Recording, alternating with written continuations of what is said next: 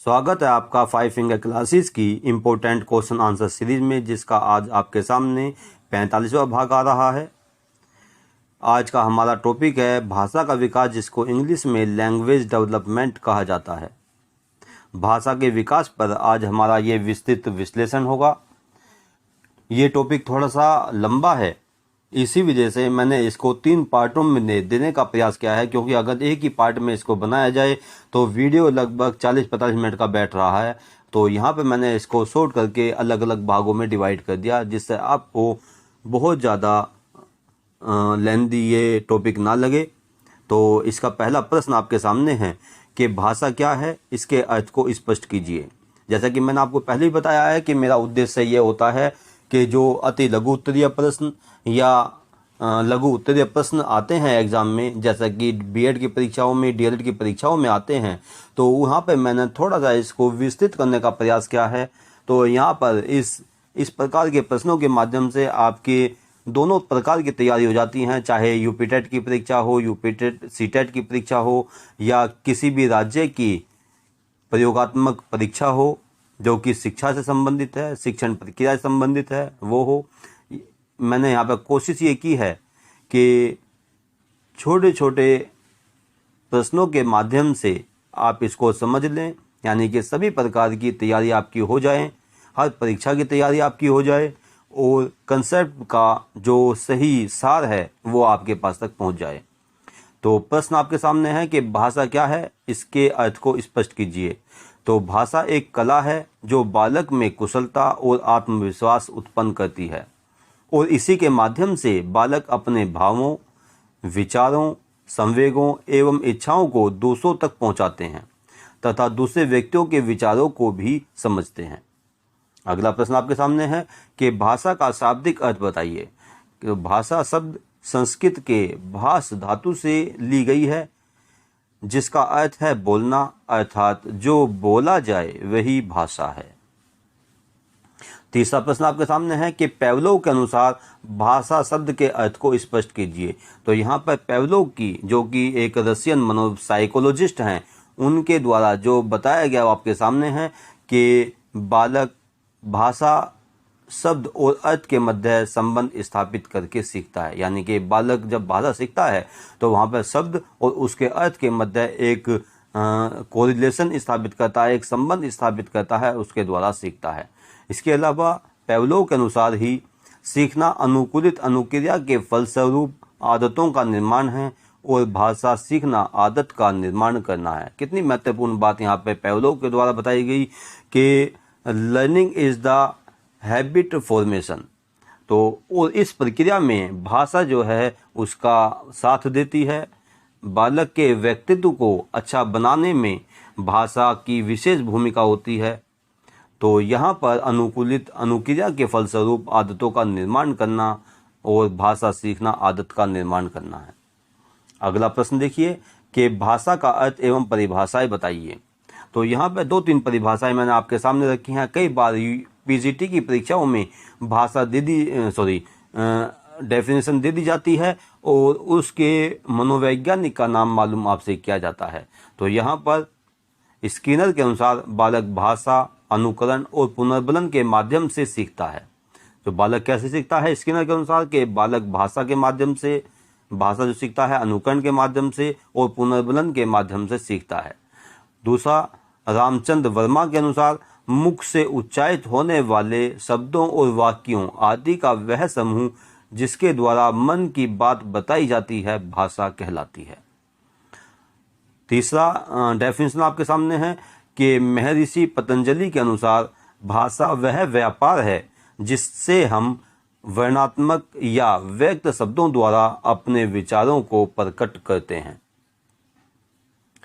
अगला प्रश्न देखिए, 5वां प्रश्न आपके सामने है कि भाषा के कितने रूप अथवा प्रकार हैं। तो भाषा के 5 रूप अथवा प्रकार जो आपके सामने हैं। तो यहाँ पर अलग अलग इसको डिफाइन करने का प्रयास किया गया है कि शिशु जिस भाषा को अनुकरण के माध्यम से अपने माता पिता से सीखता है उसे मातृभाषा कहा जाता है। दूसरा, वह भाषा जिसको बालक अपने संपर्क में आने वाले परिचितों एवं अपरिचितों के माध्यम से वृहत रूप से सीखता है उसे क्षेत्रीय भाषा कहते हैं। वह भाषा जिसके माध्यम से किसी राष्ट्र का प्रशासनिक या न्यायिक कार्य किया जाता है वह उस राष्ट्र की राष्ट्रभाषा कहलाती है। प्राचीन भाषा वह भाषा होती है जिसमें किसी देश की अपनी संस्कृति का इतिहास, उसकी सभ्यता तथा उसका ज्ञान निहित होता है। अंतर्राष्ट्रीय स्तर पर विभिन्न राष्ट्रों के मध्य रणनीति, कूटनीति एवं व्यापारिक गतिविधियों को बढ़ावा देने के लिए जिस भाषा को प्रयोग में लाया जाता है उसे अंतर्राष्ट्रीय भाषा कहते हैं। तो यहाँ पर भाषा के 5 रूप आपके सामने आए, 5 प्रकार आपके सामने आए, जैसे मातृभाषा, क्षेत्रीय भाषा, राष्ट्रभाषा, प्राचीन भाषा और अंतर्राष्ट्रीय भाषा। अगला प्रश्न देखिए कि भाषा की विशेषताएं बताइए।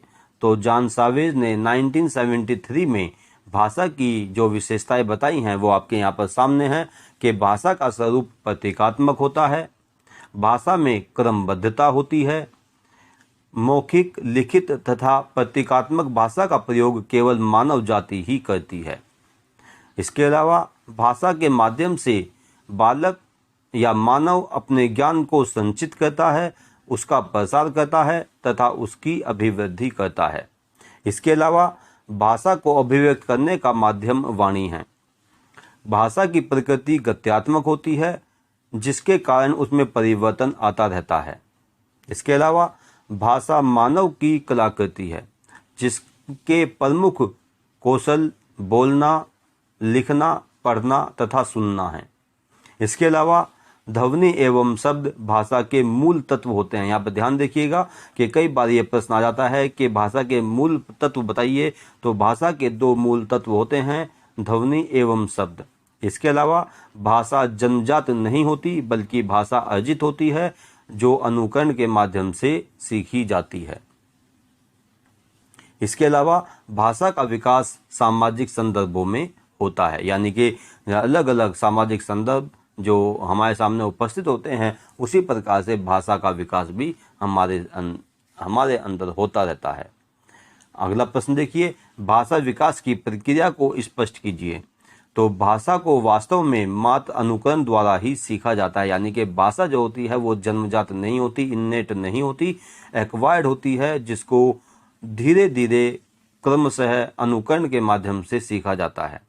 इसके अलावा भाषा सीखने की प्रक्रिया में सर्वप्रथम चिन्हों और संकेतों की पहचान की जाती है तथा साथ ही उनका अनुकरण भी किया जाता है।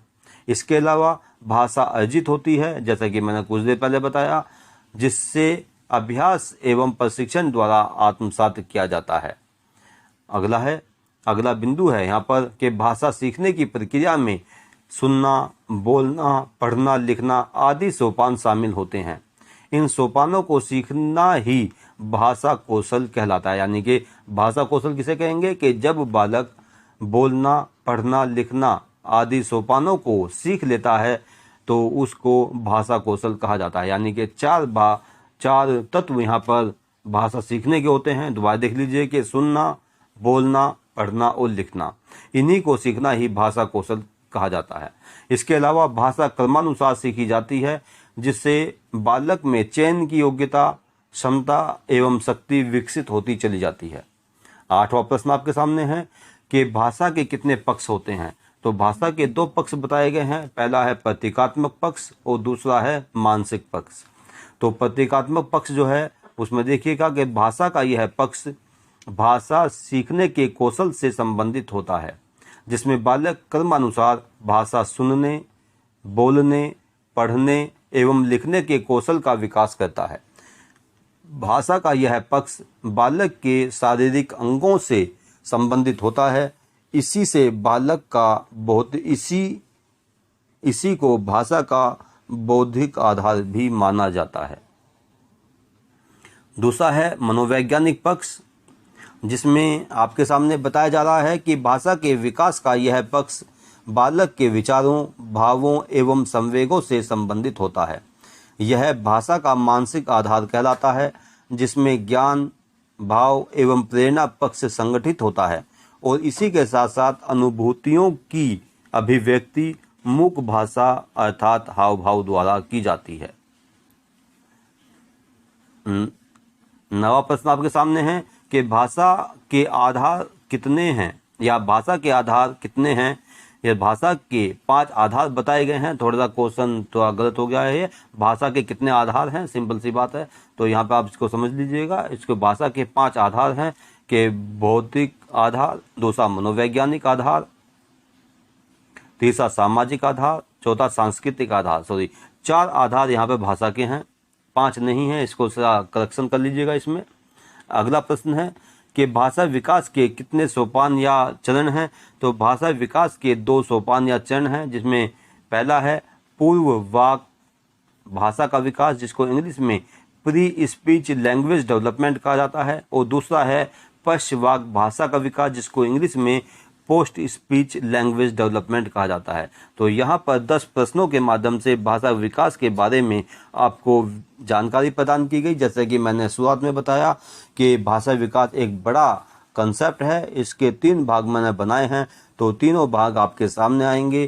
तो ये वीडियो 5 फिंगर क्लासेस के माध्यम से आपके सामने आ रही है। इसको आप ज़्यादा से ज़्यादा शेयर करें, लाइक करें और सब्सक्राइब करें। धन्यवाद। जय हिंद, जय भारत।